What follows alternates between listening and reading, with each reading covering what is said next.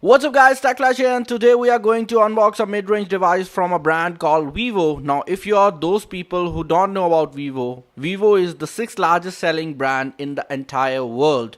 Now this device is a mid-range device from Vivo called Y17.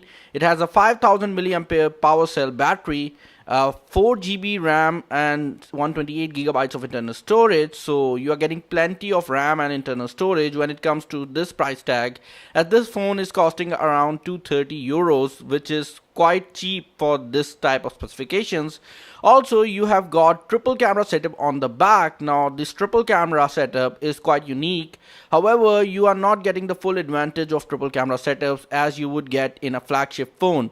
For example, in this camera setup, there is a primary sensor which gives out quite good images, then there is a wide angle lens, and then there is a depth sensor, so you can get those portrait shots, but you don't find any zoom lens on this camera setup. Also, there is a 5000 milliampere battery, so you are going to get quite some battery life. Also, there is a dual engine fast charging support available in this device, so you will get a fast charger in the box.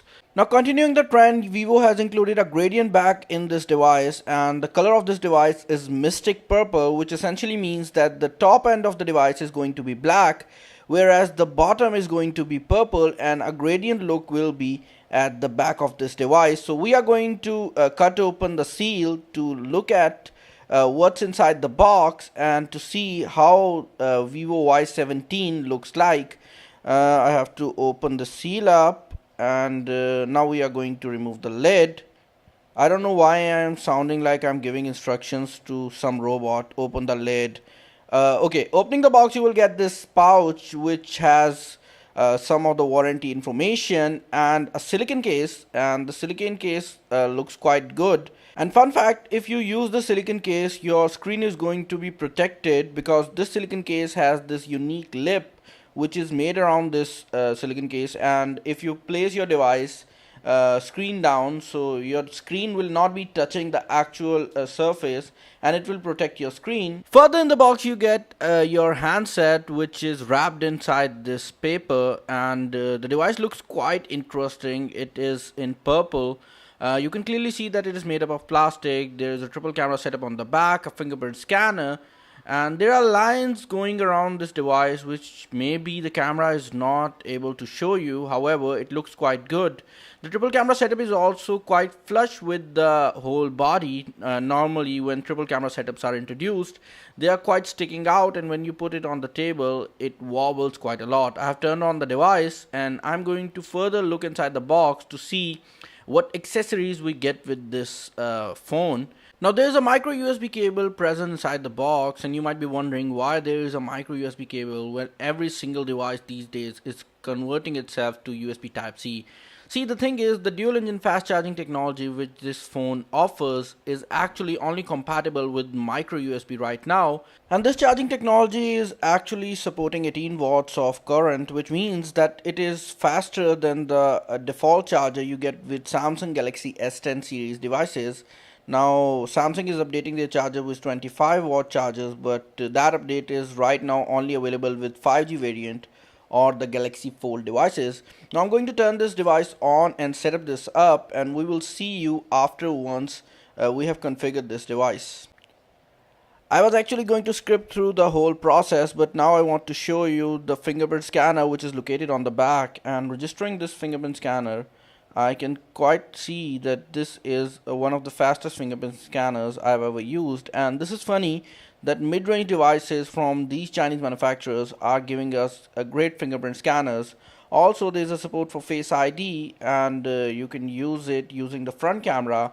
Now you have to understand that this is not a 3D facial recognition system, so it is not going to be secure.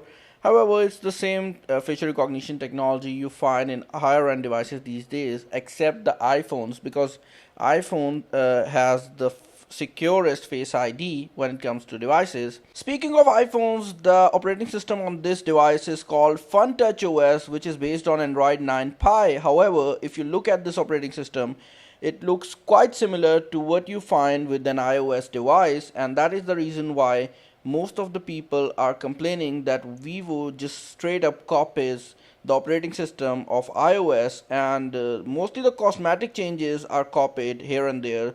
So you can see that the control center is coming out from the downside of this phone, and in old iPhones this was quite popular, but now iPhones have already shifted their control center towards the top.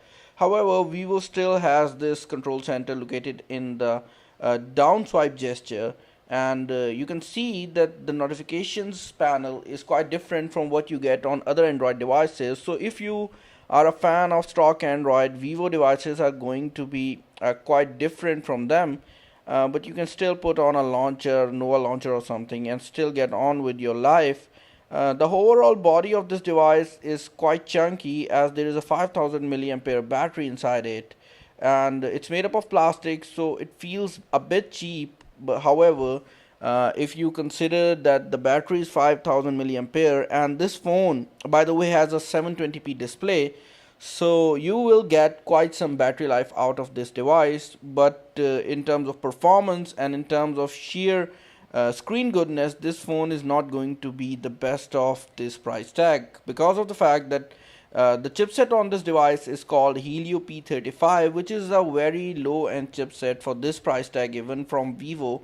And that is the reason why, if you want some device which performs good in this price tag, then this device is not going to be your best bet. However, if you are a battery freak and you need a device to last you around 2.5 days, then you can surely look towards this device, because it has a low resolution screen and underpowered processor for this price tag, and a big battery, so you are going to get some great battery life. However, the performance is going to suffer. Now, before ending this video, I want to test out some of the main features, or I must say highlights of this device, like the Face ID scanning technology. And you can see that the Face ID on this device is quite fast. The fingerprint scanner on this device is also quite great. As I told you when I was registering this up, you can see that the screen takes some time to turn on. However, the speed of recognition on this fingerprint scanner is quite good, and I don't think so that it will affect your day-to-day usage. The cameras on this device are quite interesting, because you get a 20 megapixel front-facing camera, which is going to be used as your selfie camera. Now you can see that there is backlight HDR available, so the color quality of the front camera is quite good. On the back side of the device, the main camera is a 13 megapixel sensor. The ultra wide lens is having a 8 megapixel sensor, and then there is a 2 megapixel depth sensor. So the back cameras are not the best and the most powerful. However, you are getting a triple camera setup, so you can say that you are very much into 2019, which is a year of triple camera setups. Every single manufacturer is introducing phones with triple camera setup.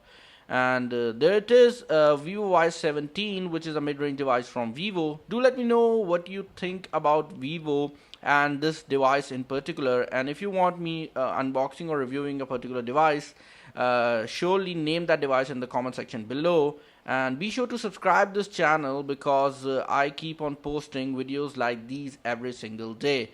Also, before ending this video, let's just check out the SIM situation on this device. So you can use 2 SIM cards along with a micro SD card. So there is quite some room for expansion with this device.